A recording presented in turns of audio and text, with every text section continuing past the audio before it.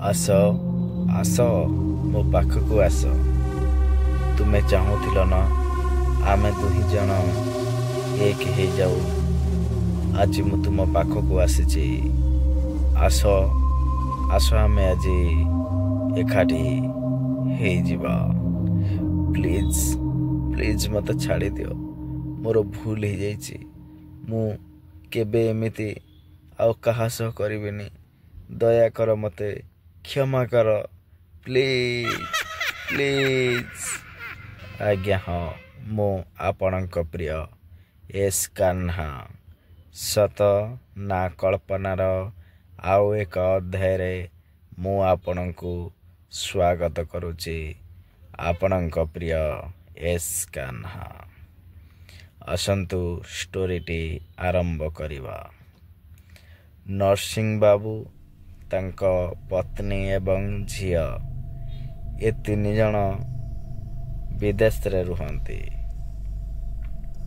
ସେଠାରେ ତାଙ୍କର କାର୍ଯ୍ୟ ସମାପ୍ତ ହେବା ପରେ ସେ ଭାବିଥିଲେ ଭାରତ ଆସି ନିଜ ଗାଁର କିଛି ଦୂରରେ ଗୋଟେ ପ୍ଲଟ୍ କିଣି ସେଠାରେ ଘର କରି ରହିବେ ଏବଂ ଗୋଟେ କେୟାରଟେକର ରଖିବେ। ସେ ଯେତେବେଳେ ଆମେରିକାରୁ ଫେରିଲେ ତ ଗୋଟିଏ ଭଲ ରେଟ୍ରେ ଜାଗାଟିଏ ମିଳିଯାଇଥିଲା। ତାହା ପୁଣି 1 ଏକରର। ନରସିଂହ ବାବୁ ବହୁତ ଖୁସି ହେଇଯାଇଥିଲେ। ଚାରିପାଖ ଜଙ୍ଗଲର ପରିବେଶ, ତା ପାଖକୁ କଳକଳ ହେଇ ନଈଟିଏ ବୋହି ଯାଉଛି। ସତେ ଯେମିତି କୋଳାହଳର ପ୍ରଦୂଷଣକୁ ଛାଡ଼ି ପ୍ରକୃତିର କୋଳକୁ ଫେରି ଆସିଛନ୍ତି ନରସିଂହ ବାବୁ। ବହୁତ ଆନନ୍ଦିତ ମନରେ ସେ ସେଠାରେ ଗୋଟେ ଫାର୍ମ ହାଉସ୍ଟିଏ ଖୋଲିଥିଲେ। ସେ ଭାବିଥିଲେ ଏଠାରେ ତାଙ୍କର ବନ୍ଧୁବାନ୍ଧବ ଯେତେବେଳେ ଆସିବେ ଏନ୍ଜୟ କରିବେ। ଆଉ ତା ପାଖକୁ ଲାଗିକି ଗୋଟେ ପ୍ଲଟ୍ ଥିଲା ତାଙ୍କ ନିଜର। ସେଇ ନିଜ ପ୍ଲଟ୍ରେ ସେ ତାଙ୍କ ପାଇଁ ଗୋଟେ ସୁନ୍ଦର ଘରଟିଏ ତୋଳିଥିଲେ। ତାଙ୍କ ଝିଅ ଓ ପତ୍ନୀ ସେ ବହୁତ ଖୁସିରେ ରହୁଥିଲେ। ଆଉ କିଛି ଦିନ ମଧ୍ୟରେ ତାଙ୍କୁ ଜଣେ କେୟାରଟେକର ବି ମିଳିଯାଇଥିଲେ। ଘର ଠିକ୍ ଠାକ୍ ଚାଲିଥିଲା। ନରସିଂହ ବାବୁ ବହୁତ ଲେଖାଲେଖି କରିବା ପାଇଁ ଭଲ ପାଆନ୍ତି।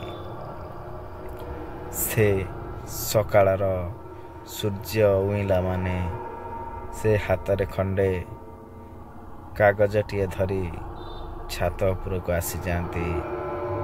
ଆଉ ମନ ମନେ ଗୁଣୁଗୁଣୁ ହେଇ ବହୁତ କିଛି ଲେଖିଯାଆନ୍ତି। ଭାରି ପ୍ରକୃତି ପ୍ରେମୀ ଥିଲେ। ତାଙ୍କ ଝିଅ ବି ଠିକ୍ ତାଙ୍କ ପରି କବିତା, ଗୀତ ଏସବୁ ଲେଖିବାକୁ ତାଙ୍କୁ ଭଲ ଲାଗେ।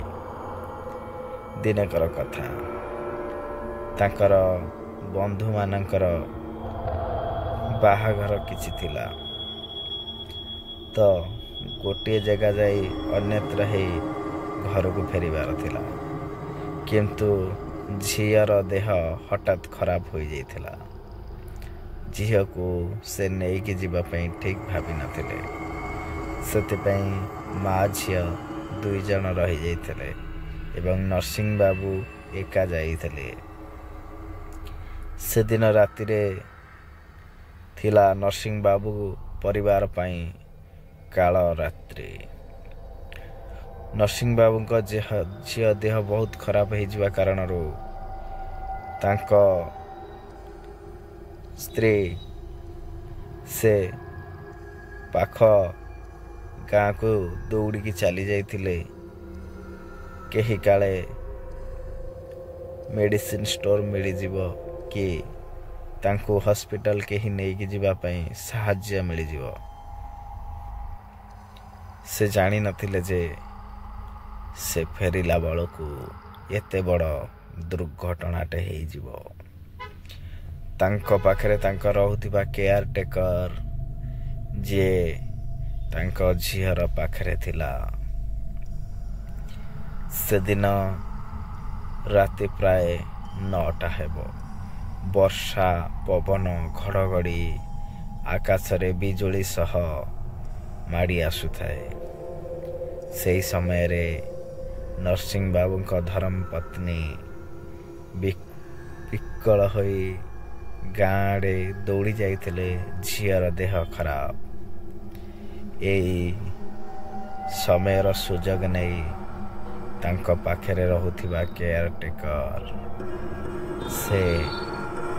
ସେଇ ପୀଡ଼ିତା ଝିଅଟିର ଦେହର ସହ ଖେଳ ଖେଳିଥିଲା ଏବଂ ତାଙ୍କ ସ୍ତ୍ରୀ ଆସିବାରୁ ଡେରି ହେବା କାରଣରୁ ସେ ସେଠାରୁ ଖସି ଚାଲି ଯାଇଥିଲା। ନରସିଂହ ବାବୁଙ୍କ ଝିଅ ବହୁତ ପୀଡ଼ା ସହି ନ ପାରି ସେ ସେଇଠି ପ୍ରାଣ ହାରି ଦେଇଥିଲା। ନରସିଂହ ବାବୁଙ୍କର ଗୋଟିଏ ବୋଲି ଝିଅ, ସେ ଏଇଭଳି ଚାଲିଯିବା କାରଣରୁ ସେ ସହି ନ ପାରି ପାଖରେ ବହୁଥିବା ନଦୀକୁ ଡେଇଁ ଆତ୍ମହତ୍ୟା କରିଥିଲେ। ଏହା ଦେଖି ତାଙ୍କ ମା ହାର୍ଟଚୋକ୍ କରିଯାଇଥିଲେ। ସେବେଠାରୁ ସେ ଘର ସେମିତି ହିଁ ବନ୍ଦ ପଡ଼ିଥିଲା। ମାନ ସୋଫା, ଗଡରେଜ, ଖଟ, ଟିଭି ସତେ ଯେମିତି ଜୀବନ ବିକଳରେ ସବୁ କେହି ଛାଡ଼ି ଚାଲିଗଲା ଭଳି ଲାଗୁଥିଲା। ହଁ, ଘରଟି ଧୀରେ ଧୀରେ ଭୂତକୋଠି ପାଲଟି ଯାଇଥିଲା। କିଛି ଦିନ ପରେ ସେ ଘରର ଆଖପାଖ ଜଙ୍ଗଲ, ଲତା ସତେ ଯେମିତି ସେ ଘରକୁ ଘେରି ଯାଉଥିଲା। ସେଇ ସନ୍ଧ୍ୟା ସମୟରେ ନରସିଂହ ବାବୁଙ୍କୁ କିଛି ଲୋକ ନଈକୁ ଡେଇଁବାର ଦେଖନ୍ତି ତ କେହି ଛାତ ଉପରେ ଏକା ବାହୁନି ବାହୁନି କାନ୍ଦୁଥିବା ସ୍ତ୍ରୀ ଲୋକଙ୍କୁ ଦେଖନ୍ତି ତ ଆଉ କିଛି ସେ ଘରୁ ଭାସି ଆସେ ଆର୍ତ୍ତ ଚିତ୍କାର। ଏମିତି ସେ ଘରଟି ଧୀରେ ଧୀରେ ଗାଁ ଲୋକଙ୍କ ପାଇଁ ଅଭିଶାପ୍ତ ହେଇ ଚାଲିଥିଲା। କାରଣ ସେଇ ରାସ୍ତା ଦେଇ କେହି ବି ଯାଇ ଆସିପାରୁନଥିଲେ। ବହୁଦିନ ଏ ଘଟଣାକୁ ବିତିଗଲା ପରେ ଦିନେ ସେଇ ନରସିଂହ ବାବୁଙ୍କର କେୟାର ଟେକର, ସେ ଯିଏ ଗାଁ ଛାଡ଼ି ଚାଲି ଯାଇଥିଲା, ସେଦିନେ ରାତିରେ ତାର କିଛି ସାଙ୍ଗଙ୍କୁ ଧରି ସେଇ ଘରକୁ ଫେରିଥିଲା ଲୁଟିବା ପାଇଁ। କାରଣ ସେ ଜାଣିଥିଲା ନରସିଂହ ବାବୁଙ୍କର କେଉଁଠି କ'ଣ ରଖାଯାଏ। ଆଉ ଏମିତି ଘଟଣା ପରେ ପୋଲିସ ତ ସେ ଘରକୁ ସିଲ୍ କରିଦେଇଥିଲା। ସେଇ ଘରକୁ ଲୁଟିବା ପାଇଁ ଯେତେବେଳେ ତାଙ୍କ କେୟାର ଟେକର ତାଙ୍କ ସାଙ୍ଗ ସହ ଯାଏ, ପାଚେରୀ ଡେଇଁ ପ୍ରବେଶ କରେ। ଯେଉଁ ଘରେ ପ୍ରବେଶ କଲା ସେ ଜାଣିନଥିଲା ସେ ସେଇ କାଳରାତ୍ରିର ଘର, ଯେଉଁ ଘରେ ଅଭିଶପ୍ତ ପାଲଟି ଯାଇଥିଲା ସେ ମହଲଟି। ହଠାତ୍ କଡ଼କଡ଼ ଶବ୍ଦ ହୋଇ ଯେଉଁ ଝରକାରେ ପଟେ ପଶିଥିଲେ ସେ ଝରକାଟି ବନ୍ଦ ହୋଇଯାଇଥିଲା। ହାତରେ ହେଲେ ସେ ଘରକୁ ପ୍ରବେଶ କଲା ପରେ ଆଉ ଜଳୁନଥିଲା। ସେ କେୟାରଟେକର ସାଙ୍ଗ ଯିଏ ଥିଲା ସେ ପଚାରିଥିଲା, ଆରେ ଭାଇ ଇଏ କ'ଣ? ଟର୍ଚ୍ଚରେ ତ ଆମେ ଆଜି ନୂଆ ବ୍ୟାଟେରୀ ପକାଇଥିଲେ, ହେଲେ ଏ ଜଳୁନି କ'ଣ ପାଇଁ? ଏତିକି କହି ସେ ଯେତେବେଳେ ମୋବାଇଲ ଟର୍ଚ୍ଚ ମାରିବାକୁ ଚେଷ୍ଟା କରନ୍ତି, ସେତେବେଳେ ମୋବାଇଲ ଲୋ ବ୍ୟାଟେରୀ ହେଇ ଅଫ୍ ହୋଇଯାଇଥିଲା। ସେ ଦୁହେଁ ବହୁତ ଜୋରରେ ଡରି ଯାଇଥିଲେ। ହଁ, ଯେମିତି କଳା ମେଘ ଅନ୍ଧାର ଘଞ୍ଚ ଜଙ୍ଗଲିଆ ଭିତରେ ବିଜୁଳିର ବତି ପରି ଦିଶୁଥାଏ। ସେ ଧୀରେ ଧୀରେ ସେ ଘରକୁ ପ୍ରବେଶ କରିବାକୁ ଲାଗିଲେ, କାରଣ କେୟାରଟେକରକୁ ଭଲ ଭାବରେ ଜଣାଥିଲା କେଉଁଠି ଝରକା ଏବଂ କେଉଁଠି ଦୁଆର ବନ୍ଧ। ଅନ୍ଦାଜରେ ସେ ଘରକୁ ଯେତେବେଳେ ପଶନ୍ତି, ହଠାତ୍ ଲାଇଟ୍ ଜଳିଯିବାକୁ ଲାଗିଲା। ହଁ, କେୟାରଟେକର ଏଥିରେ ଆଶ୍ଚର୍ଯ୍ୟ ହୋଇନଥିଲା। ହୁଏତ ଏ ଘରର ଲାଇଟ୍ ଅଫ୍ ନ ହୋଇଥାଇପାରେ, ଏଇଆ ହିଁ ଭାବିଥିଲା। ସେ ଭିତରକୁ ଯେତେବେଳେ ଯାଏ, ହଠାତ୍ ପଛରୁ ଗୋଟେ ଶବ୍ଦ ଶୁଭାଗଲା, ପାଉଁଜିର। ହଁ, ଏ ପାଉଁଜି ଆଉ କାହାର ନୁହଁ, ନରସିଂହ ବାବୁଙ୍କ ଝିଅର ଥିଲା। ସେ ପାଉଁଜି ଶବ୍ଦ ଶୁଣିକି ହଠାତ୍ କେୟାରଟେକର ଚମକି ପଡ଼ିଥିଲା। ଆଉ ଯେତେବେଳେ ବୁଲିକି ଚାହେଁ, ସେତେବେଳେ କିଛି ହିଁ ନଥିଲା। ହଁ, ତାଙ୍କ ସାଙ୍ଗ ତଳ ମହଲାକୁ ଯାଇ ସେଠାରେ କ'ଣ ଅଛି ଦେଖିବା ପାଇଁ ଯାଇଥିଲା। ହେଲେ ତଳୁ ବହୁତ ଜୋରରେ ଗୋଟେ ଆବାଜ ଆସିଲା, ଚିତ୍କାର କରିବାର। ଆଉ ଯେତେବେଳେ କେୟାରଟେକର ଦୌଡ଼ି ଯାଇ ପହଞ୍ଚେ, ଦେଖିଲା ତା ସାଥୀ ରକ୍ତ ଜୁଡ଼ୁବୁଡ଼ୁ ଅବସ୍ଥାରେ, ଦେହରୁ ମୁଣ୍ଡଟା ଅଲଗା ହେଇ ପଡ଼ିଛି।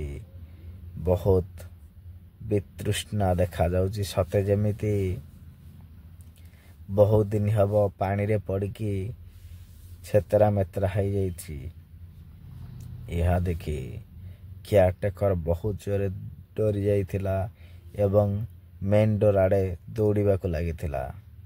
ଯେତେବେଳେ ମେନ୍ ଡୋର ପାଖରେ ପହଞ୍ଚିଆ ହୁଏ, ସେତେବେଳେ ଦେଖିଲା ନରସିଂହ ବାବୁଙ୍କର ଝିଅ ହାତ ବଢ଼େଇ ଠିଆ ହେଇଛି ଆଉ ଡାକୁଛି, ଆସ ଆସ, ତୁମେ ତ ଚାହୁଁଥିଲ ଆମେ ଦୁହେଁ ଏକ ହେଇଯାଉ ବୋଲି। ଆଜି ସେ ସମୟ ଆସିଛି, ତୁମେ ମୋଠୁ ଦୂରେଇ ଯାଅନି। ନରସିଂହ ବାବୁଙ୍କ କେୟାରଟେକର କାନ୍ଦି ପକେଇ କହିଲା, ପ୍ଲିଜ୍ ମୋତେ ଛାଡ଼ିଦିଅ, ମୋର ଭୁଲ ହେଇଯାଇଛି। ମୁଁ ଜାଣିନଥିଲି, ମୋତେ ଛାଡ଼ିଦିଅ। ମୋର ମାନସିକ ସ୍ଥିତି ମୁଁ ହରେଇ ଦେଇଥିଲି ସେଦିନ। ମୋର ଭୁଲ ହେଇଯାଇଛି, ମୋତେ କ୍ଷମା କରିଦିଅ। ନରସିଂହ ବାବୁଙ୍କ ଝିଅ ଗୋଟେ ଭୟାନକ ଚିତ୍କାର କରିବା ସହ ସେଦିନ କେୟାରଟେକରକୁ ସେ ସେଇଠି ମାରି ଦେଇଥିଲା, ଯେମିତି କେୟାରଟେକର ତାକୁ ସେଦିନ ମାରିଥିଲା। ବିଶ୍ୱାସ କାହାର ଭାଙ୍ଗିବା ବଡ଼ କଥା ନୁହେଁ, ବିଶ୍ୱାସ ଜିତିବା ବଡ଼। କାରଣ ଏ ସମାଜରେ ଅନେକ ମିଳନ୍ତି ଯିଏ ଅନ୍ୟର ବିଶ୍ୱାସକୁ ଭାଙ୍ଗିଦିଏ, ବିଶ୍ୱାସରେ ବିଷ ଦିଏ। ପ୍ରକୃତ ମଣିଷ ସିଏ ଯିଏ ଅନ୍ୟର ବିଶ୍ୱାସକୁ ସଦା ବଜେଇ ରଖେ। ଜୟ ଜଗନ୍ନାଥ। ଇଏ ଥିଲା ଆଜିର ଆଉ ଏକ କାହାଣୀ, ସତ ନା କଳ୍ପନା।